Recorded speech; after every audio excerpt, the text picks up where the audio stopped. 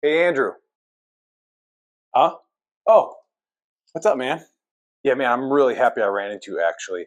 My wife and we've been renting for about 2 years now, and we've got two kids, and man, we're running out of space.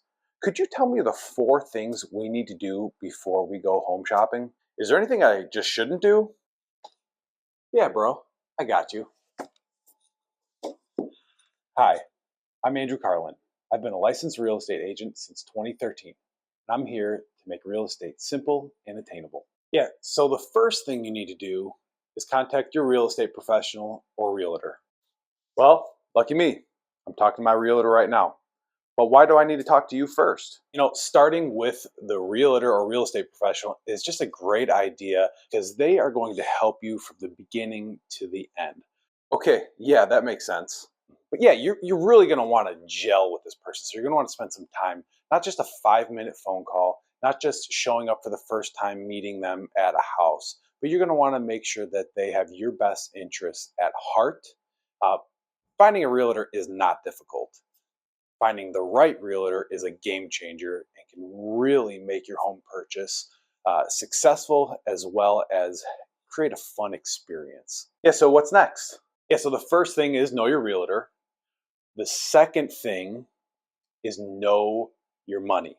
That means know how much you can afford monthly and know where your down payment's coming from, as well as how much of a down payment you have.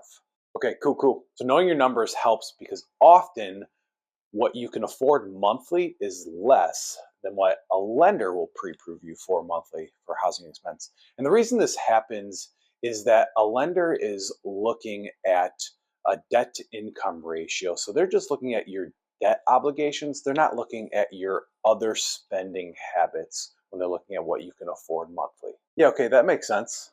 You told me previously you make about $7,000 a month household income, and you guys have a $500 monthly car payment. Okay, so a good rule of thumb is having a debt to income of 35%. What that means is 35% of your income can be devoted to total debts, not just household debt. I think this makes sense. Could you show me the math? So let's look at your scenario. 35% of $7,000 a month is $2,450. That's the total amount that can be allocated towards debt. Remember, we have to subtract your $500 car payment from the $2,450. That means you could have a mortgage payment of $1,950.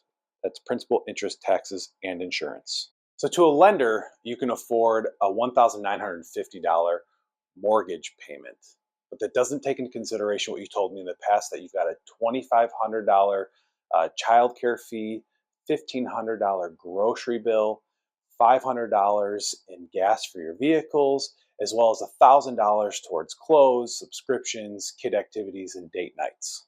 So as you can see, with the $7,000 monthly income, we subtract the car loan, child care, food, miscellaneous expenses, and the $500 towards gas. What's remaining is $1,000 that could be allocated towards housing, not 1950. That's a big difference in numbers. So what might be surprising to you is that the lender is approved you for more monthly than what your budget actually shows you can do. So that kind of leaves you with two options. One, find a home with $1,000 monthly mortgage payment, or two, decrease your spending in those other areas so that you can afford more on the house monthly. What's next? You want to know your realtor, you want to know your numbers, and you want to know what are the non-negotiables when it comes to the home that you're going to purchase. Meaning, what amenities does it have? How many bedrooms? How many bathrooms? Distance from work, school, church, family, the age of the home, the style of the home.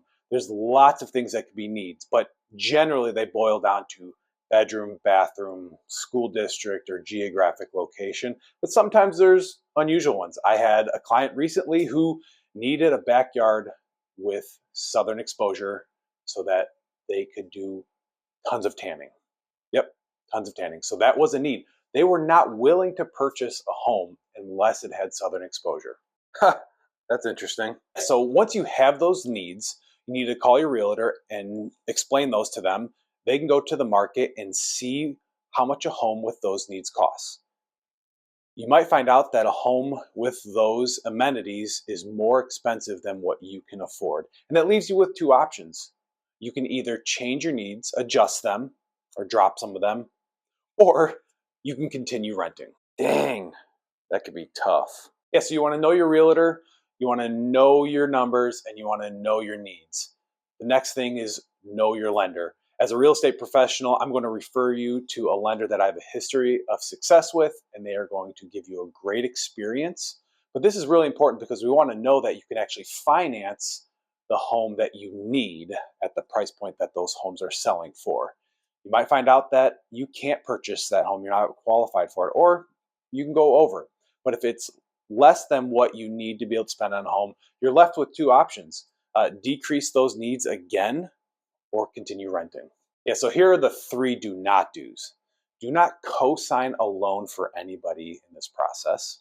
Do not open up any new lines of credit, no new cars, no new credit cards, no furniture financing.